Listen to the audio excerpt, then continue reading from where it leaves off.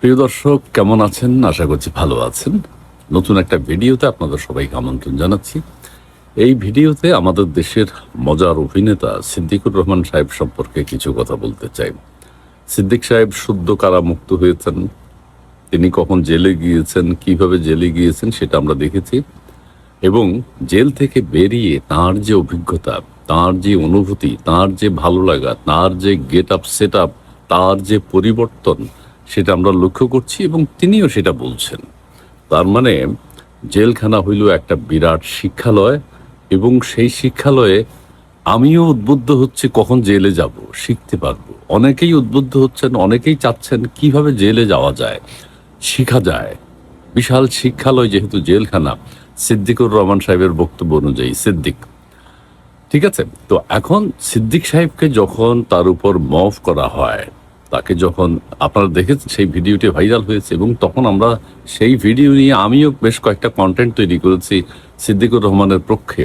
সিদ্দিক সাহেবকে কিন্তু আমি চিনি, আমার সাথে পরিচয় আছে, আমার লাইভেও এসেছিলেন কয়েকবার। তো যেইভাবে তাকে তার উপর মফ করা হয়েছে, অত্যাচার করা হয়েছে, নির্যাতন করা হয়েছে, তাকে জেলে নেওয়া হয়েছে বিনা কারণে, বিনা কারণে, সেটার জন্য আমরা দুঃখ পেয়েছি এবং দেশের অনেকেই প্রতিক্রিয়া জানিয়েছেন সিদ্দিক সাহেবের পক্ষে। কিন্তু এখন যেটা শুনছি, এখন সিদ্দিক সাহেবের বক্তব্য থেকে যেটা শুনছি, ওই মফ তার জন্য ঠিকই ছিল, তার জন্য আশীর্বাদ হয়ে এসছে।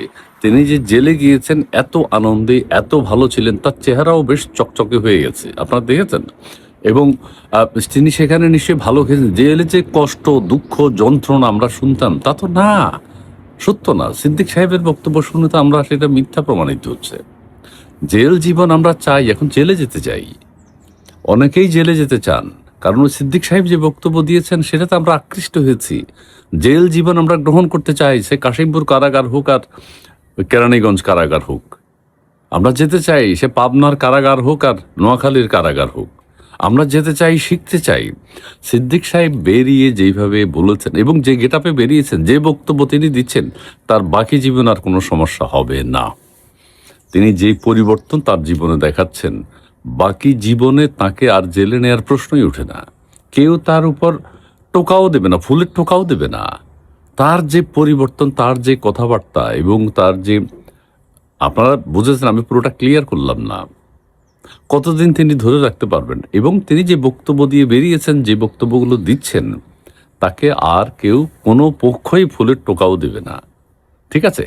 কাজেই সিদ্দিক সাহেব বলছেন যে জেলে এত আনন্দ, এত মজা, এত কিছু শেখা যায়, আপনি না গেলে বুঝতে পারবেন না। এবং তাকে ভিআইপি প্রত্যেকেই, যেহেতু অভিনয় করেন, সবাই চিনে, ওনাকে চিনে, তাকে তিনি যেভাবে বললেন, তাকে ভিআইপি মর্যাদা দেওয়া হয়েছে। সেখানে নিশ্চয়ই তিনি ভালো খেয়েছেন, ভালো ঘুমিয়েছেন। অন্যদের কি অবস্থা আমরা সেটা জানি না, কিন্তু সিদ্দিক সাহেবের বক্তব্য থেকে আমরা অনুপ্রাণিত হচ্ছি, উৎসাহিত হচ্ছি যে আমরা জেলে যাব।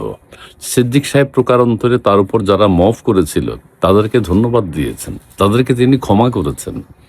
তাদের কারণেই তারা মফ করার কারণেই, মফ ভায়োলেন্স করার কারণে সিদ্দিক সাহেব জেলে গিয়েছেন, এবং জেল থেকে এখন তিনি অনেক কিছু শিখে পরিবর্তন হয়ে এসছেন। এখন সিদ্দিক সাহেবকে বাইরে কিন্তু মানাচ্ছে না, আমার ভালো লাগছে না, অনেকেরই ভালো লাগছে না। সিদ্দিক সাহেব বাইরে কেন? সিদ্দিক সাহেব জেলের যে সৌন্দর্যের কথা বলেছেন, জেলের যে শিক্ষা জীবনের কথা বলেছেন, তিনি কেন বেরোলেন? তিনি জেলের ভিতরে থাকার কথা। তাকে যখন জামিন দেওয়া হচ্ছে, তিনি সেটা প্রতিরোধ করা উচিত ছিল, প্রত্যাখ্যান করা উচিত ছিল, যে আমি জামিন চাই না, আমি জেলখানায় থাকতে চাই, আমি জামিন চাই না, আমি সারা জীবন জেলে থাকতে চাই, শিখতে চাই। শিক্ষার কোনো শেষ নেই। সিদ্দিক সাহেবের এই কথাগুলো শুনে আমার মনে হয়েছিল, সিদ্দিক সাহেব কেন প্রোটেস্ট করলেন না? জেলারকে কেন বললেন না?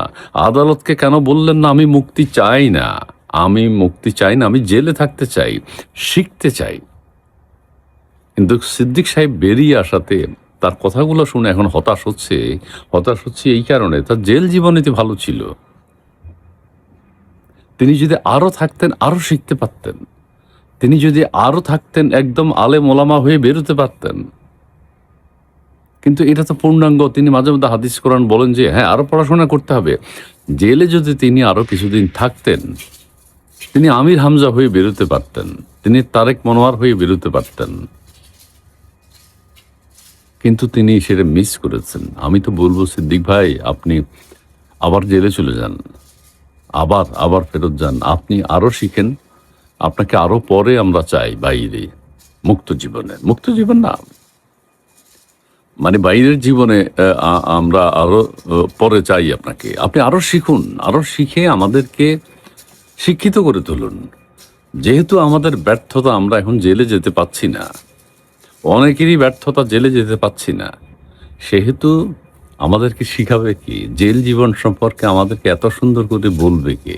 সিদ্দিক ভাই। সো সিদ্দিক ভাই যদি আরো কিছুদিন জেলে থাকে, অন্তত 20-25 বছর জেলে থাইকা দেশবাসীকে শিক্ষা দিক, জেলের অনুভূতিটা জানাক, জেলের সৌন্দর্য, জেলের বিউটি, জেলের খাবার, জেলের যে উন্নত জীবন, জেলের যে অক্সফোর্ডের মতো শিক্ষা জীবন, অক্সফোর্ড, ক্যামব্রিজ, এগুলোর মতো শিক্ষা জীবন যে জেলের ভিতরে আছে, এটা আমরা সিদ্দিক ভাইয়ের কাছে জানতে চাই। এই বড় বড় বিজ্ঞানীরা, আইনস্টাইন, আরো যারা আছেন, তারা তো ভুল করেছেন জীবনে। তারা বাইরে থেকে রবীন্দ্রনাথ লেখাপড়া কি করেছেন, নজরুল, নজরুল জেলে গেছে অবশ্য, নজরুল তো বিদ্রোহী, জেলে থেকে বিদ্রোহ করেছে, সেটা অন্য চ্যাপ্টার। কিন্তু রবীন্দ্রনাথ, আইনস্টাইন, আরো যারা আছে বিজ্ঞানী, তারা জীবনে ভুল করেছে। তাদের যদি জেল হতো এবং জেলে দীর্ঘদিন থাকতেন, তাহলে এই পৃথিবীকে তারা আরো অনেক এগিয়ে নিতে পারতেন। ঠিক আছে, এখন ইলন মাস্ককে জেলে নেওয়া দরকার কিছুদিন।